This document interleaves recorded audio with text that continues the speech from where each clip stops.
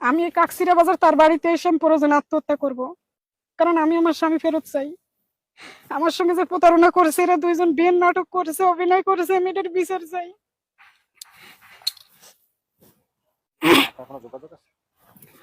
যোগাযোগ, সে বিদেশে যাওয়ার 1 মাস অব্দি আমার সঙ্গে যোগাযোগ করছে।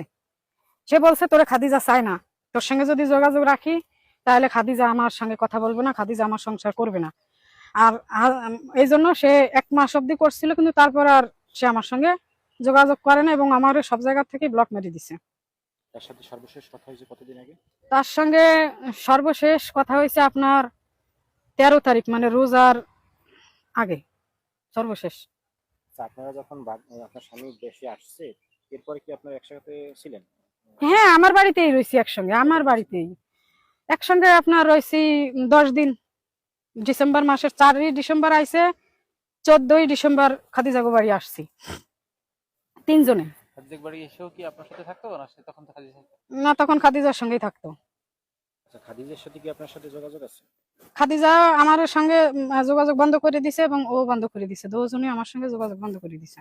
খাদিজার বাবার নাম? খাদিজার বাবার নাম হচ্ছে গফফার হাওলাদার, পিতা মুসলিম হাওলাদার। কন্যাগড় কোন এলাকা, কোন ইউনিয়ন?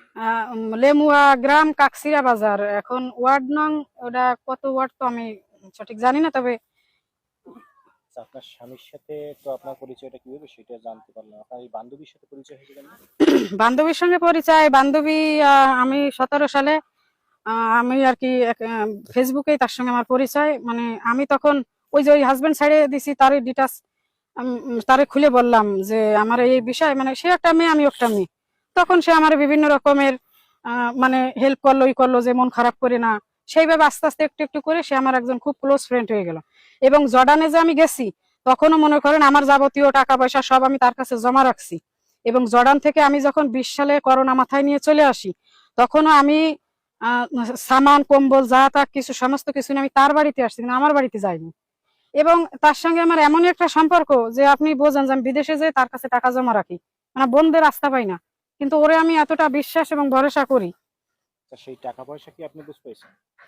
না, হ্যাঁ, টাকা পয়সা আমাকে দিছে। আচ্ছা, আপনার হাজবেন্ড কি আপনাকে কোনো খরচ দিছে আপনার বিবাহের পর বা আপনার? হ্যাঁ, বিবাহের পরে 2 মাস, এই 1 মাস টাকা পাঠাইছে, তারপর আর আমার টাকা পয়সা দেয় নাই।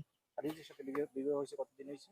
খাদিজার সঙ্গে বিয়ে হয়েছে ওই ডিসেম্বর মাসের 4 তারিখ, 4ই ডিসেম্বর 25 সালে। আচ্ছা, ওই একদিনই আপনার বিয়ে? আর হ্যাঁ, ওই যে আমার সই দিছে, মানে এরা খাদিজা বলছে ওই, পরিকল্পিতভাবে আপনাকে এইভাবে এই কাজটা করতে? হ্যাঁ, মানে খাদিজা ওই ছেলে খাদিজারে বলছে যে এরে বাদ দাও, মানে আমার কথা বলছে যে এরে